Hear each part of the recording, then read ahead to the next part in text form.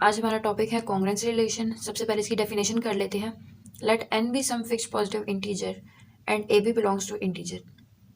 हमने लेट किया कि कोई भी एक एन नंबर है जो कि इंटीजर से बिलोंग कर रहा है और उसमें ए बी कोई भी हमने दो इंटीजर लेट कर लिए। The congruence relation on Z mod is denoted by, अब ये कॉन्ग्रुएंस को शो करने का एक सिंबल है। This is the symbol of congruence and is defined as A is congruent to B under modulus n. If and only if n divides A minus B, जब भी if and only if आ जाए इसका मतलब ये है कि converse भी इसका ट्रू होगा। यानी अगर हम इसको ऐसे लिख सकते हैं और इसका ये मतलब है तो ये यहाँ से यहाँ भी आ सकता है। इसको हम पढ़ते कैसे हैं? A is congruent to B under modulus n. A is congruent to B under modulus n if and only if n divides A minus B. आगे इसकी कुछ एग्जांपल्स हैं। एग्जांपल्स में हमने ये ध्यान रखना है कि जो भी आंसर आए वो भी एक इंटीजर से ही बिलोंग करना चाहिए। इसको अगर हम सिंप्लीफाई करें तो ये आ जाएगा -3, ये दूसरी साइड पे जाएगा तो -9 ओवर 4। इसका आंसर -12/4 आ जाएगा, जिसको सिंप्लीफाई करने से -3 आता है, विच बिलोंग्स टू इंटीजर। तो अगर हमारे पास कोई भी ऐसा नंबर आ जाता है स्पेसिफिक जो कि इंटीजर से बिलोंग कर रहा हो तो वो कॉन्ग्रुएंट होता है।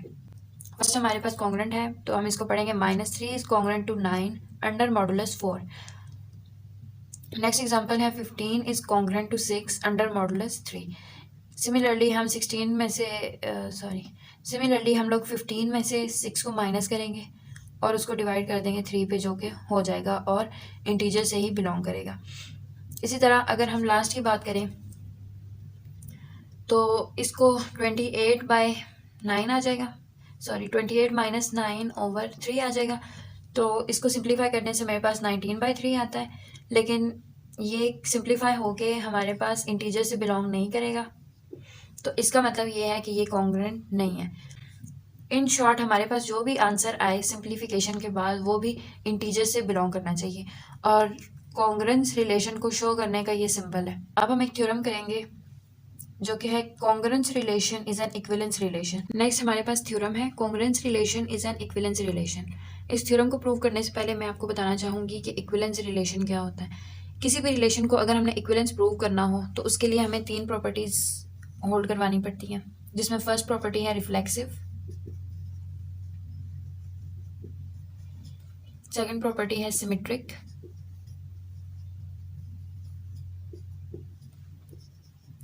और थर्ड प्रॉपर्टी है ट्रांजिटिव।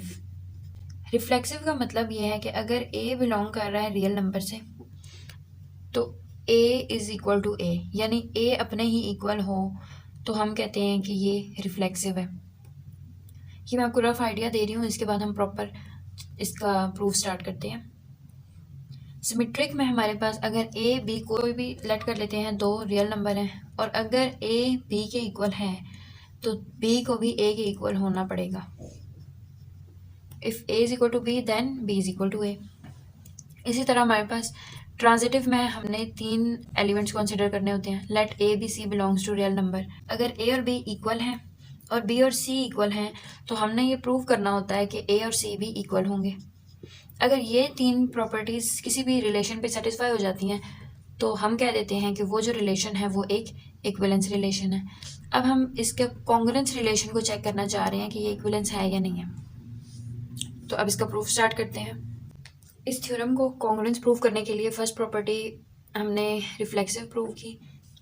हमने कहा कि let n be some fixed positive integer, n कोई भी एक फिक्स्ड नंबर है जो कि इंटीजर से बिलोंग कर रहा है। अब हम फर्स्ट प्रॉपर्टी सेटिस्फाई करना चाह रहे हैं जो कि है रिफ्लेक्सिव, यानी ए इज इक्वल टू ए।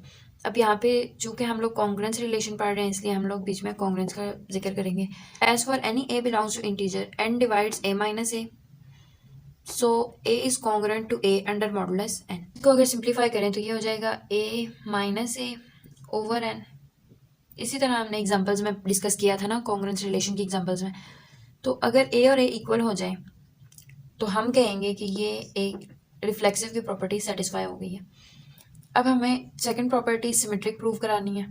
तो सिमेट्रिक के लिए हमें 2 वेरिएबल्स लेट करने होंगे जो कि इंटीजर से बिलोंग कर रहे हैं। Let a and b belongs to integer such that if A is congruent to B under modulus n, then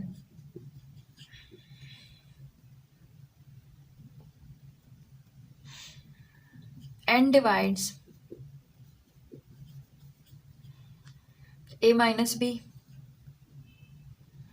This implies n divides B minus A, which implies B is congruent to A under modulus n. Symmetric में हमने यही पढ़ा था कि अगर A B के equal है तो B भी A के इक्वल होगा। यहाँ पे भी हमने सबसे पहले दो नंबर लेट कर लिए A और B जो कि इंटीजर से बिलोंग करते हैं, such that if A is congruent to B under modulus n then n divides A minus B, क्योंकि हमने कॉन्ग्रुएंस रिलेशन की एग्जांपल्स में डिस्कस किया था कि ये दूसरी साइड पे जाके नेगेटिव हो जाएगा A माइनस B, और ये जो हमारे पास n है ये दूसरी साइड पे जाके डिवाइड हो जाता है। तो हम कह सकते हैं ना n divides A minus B, n divides, अगर n A माइनस B को डिवाइड करता है तो n B माइनस A को भी डिवाइड करेगा। तो अगर B माइनस A को डिवाइड कर रहा है तो इसको हम ऐसे भी तो लिख सकते हैं ना, B is congruent to A under modulus n। तो यही चीज़ हमने यहाँ पे लिख दी बाय डेफिनेशन। अब हम इसकी थर्ड प्रॉपर्टी प्रूव करने जा रहे हैं। थर्ड प्रॉपर्टी प्रूव करने के लिए हमने कोई से तीन वेरिएबल्स ले लिए, लेट A B C, क्योंकि उसमें हमने पढ़ा था कि अगर A और B इक्वल हैं और B और C भी इक्वल हैं तो हमें ये प्रूव करना है कि A और C भी इक्वल होंगे। तो इसलिए तीन वेरिएबल्स लेना ज़रूरी है, इसलिए हमने कोई भी तीन नंबर लेट कर लिए A B और C जो कि इंटीजर से बिलोंग करते हैं, such that if A is congruent to B under modulus n and A minus B is congruent to C under modulus n, then n divides A minus B and B minus A। इसको हम लिख सकते हैं ना कि अगर A congruent है B के और A माइनस B, अब हमारे पास तीन है तो इसलिए हमने कुछ ऐसा रिलेशन बनाना है कि तीनों नंबर ही एक रिलेशन में आ जाए। तो इसलिए हमने लेट कर लिया कि अगर A और B कॉन्ग्रुएंट है तो A माइनस B भी कॉन्ग्रुएंट टू C होगा अंडर मॉडुलस n।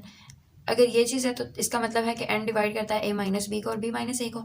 यहाँ से इस रिलेशन से हमें पता चल गया कि ये A माइनस B को डिवाइड करता है, इस रिलेशन से हमें पता चला ये B माइनस A को डिवाइड करता है। तो इसको हम कह सकते हैं ना कि n डिवाइड, अगर n A माइनस B को डिवाइड करता है और B माइनस A को भी करता है तो इसका मतलब है कि n डिवाइड करता है A माइनस C को।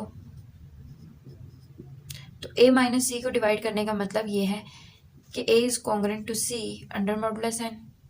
तो अगर ये चीज़ सही हो जाती है तो हमें यही तो प्रूव करना था। तो इसका मतलब है कि कॉन्ग्रुएंट इज ट्रांजिटिव, मतलब ट्रांजिटिव प्रॉपर्टी भी सेटिस्फाई होगी। तो hence congruence is an equivalence relation.